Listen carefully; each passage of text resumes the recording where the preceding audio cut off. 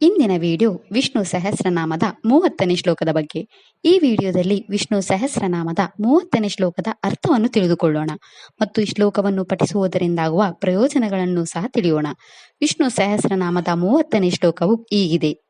ಓಜಸ್ತೇಜೋದ್ಯುತಿಧರಾ ಪ್ರಕಾಶಾತ್ಮ ಪ್ರತಾಪನಃ ಹೃದಾ ಸ್ಪಷ್ಟಾಕ್ಷರೋ ಮಂತ್ರ ಚಂದ್ರಾಂಶುರ್ಭಾಸ್ಕರಾದ್ಯುತಿ. ಈ ಶ್ಲೋಕದಲ್ಲಿ ವಿಷ್ಣುವಿನ 8 ನಾಮಗಳಿವೆ. ಈಗ ವಿಷ್ಣುವಿನ ಈ ಪ್ರತಿಯೊಂದು ನಾಮದ ಅರ್ಥವನ್ನು ತಿಳಿದುಕೊಳ್ಳೋಣ. ಮೊದಲ ವಿಷ್ಣು ನಾಮವು ಹೀಗಿದೆ. ಓಂ ಓಜಸ್ ತೇಜೋ ದ್ಯುತಿಧರಾಯ ನಮಃ. ಈ ವಿಷ್ಣು ನಾಮದ ಅರ್ಥ ಭಗವಾನ್ ವಿಷ್ಣು ಶಕ್ತಿ, ಶೌರ್ಯ ಮತ್ತು ತೇಜಸ್ಸನ್ನು ಹೊಂದಿರುವವನು. ಎರಡನೇ ವಿಷ್ಣು ನಾಮವು ಹೀಗಿದೆ. ಓಂ ಪ್ರಕಾಶಾತ್ಮನೇ ನಮಃ. ಈ ವಿಷ್ಣು ನಾಮದ ಅರ್ಥ ಭಗವಾನ್ ವಿಷ್ಣು ಹೊಳಪಿನ ಆತ್ಮನಾಗಿರುವನು ಅಥವಾ ಇತರರನ್ನು ಹೊಳೆಯುವಂತೆ ಮಾಡುವವನು ಅಥವಾ ಅವನ ರೂಪ ಯಾವಾಗಲೂ ಪ್ರಕಾಶಮಾನವಾಗಿರುತ್ತದೆ. ಮೂರನೇ ವಿಷ್ಣು ನಾಮವು ಹೀಗಿದೆ. ಓಂ ಪ್ರತಾಪನಾಯ ನಮಃ. ಈ ವಿಷ್ಣು ನಾಮದ ಅರ್ಥ ಭಗವಾನ್ ವಿಷ್ಣು ಶಾಖವನ್ನು ಹೊರಸೂಸುವವನು ಅಥವಾ ಸೂರ್ಯನಂತಹ ಶಕ್ತಿ ಅಭಿವ್ಯಕ್ತಿಗಳ ಮೂಲಕ ಜಗತ್ತನ್ನು ಬೆಚ್ಚಗಾಗಿಸುವವನು. ನಾಲ್ಕನೇ ವಿಷ್ಣು ನಾಮವು ಹೀಗಿದೆ. ಓಂ ಹೃದಯ ನಮಃ. ಈ ವಿಷ್ಣು ನಾಮದ ಅರ್ಥ ಭಗವಾನ್ ವಿಷ್ಣು ಧರ್ಮ, ಜ್ಞಾನ, ವೈರಾಗ್ಯ ಮುಂತಾದ ಶ್ರೇಷ್ಠತೆಗಳಿಂದ ಸಮೃದ್ಧನಾಗಿದ್ದಾನೆ.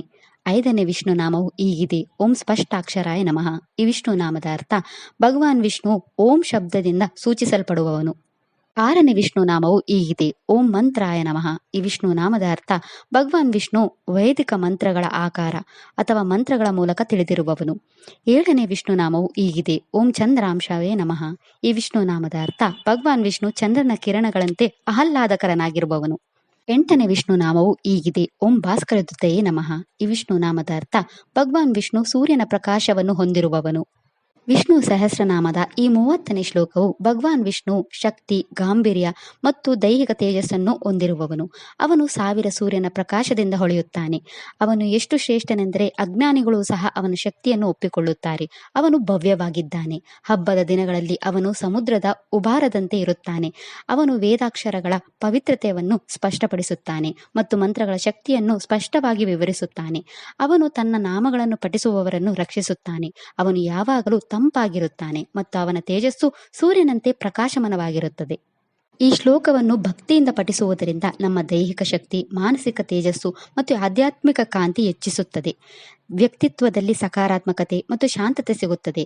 ವೇದಗಳ ಆಳವನ್ನು ಅರ್ಥ ಮಾಡಿಕೊಳ್ಳುವ ಸಾಮರ್ಥ್ಯ ಈ ಶ್ಲೋಕದ ಮೂಲಕ ಸಿಗುತ್ತದೆ. ಈ ಶ್ಲೋಕವನ್ನು ಪಠಿಸುವುದರಿಂದ ವಿಷ್ಣುವಿನ ರಕ್ಷಣೆ, ಸಂಪತ್ತು, ಪ್ರಗತಿ ಮತ್ತು ದೈವಿಕ ಅನುಗ್ರಹವನ್ನು ಪಡೆಯಬಹುದು.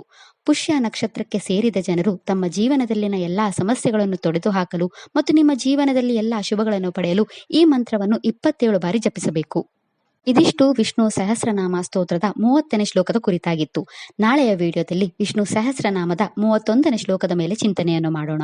ಶ್ರೀಕೃಷ್ಣ ಅರ್ಪಣಮಸ್ತು. ಈ ವಿಡಿಯೋ ಇಷ್ಟ ಆದರೆ ಲೈಕ್ ಮಾಡಿ, ಶೇರ್ ಮಾಡಿ ಮತ್ತು ಚಾನೆಲ್ ಸಪೋರ್ಟ್ ಮಾಡೋಕೆ ಸಬ್ಸ್ಕ್ರೈಬ್ ಮಾಡಿ. ಧನ್ಯವಾದಗಳು.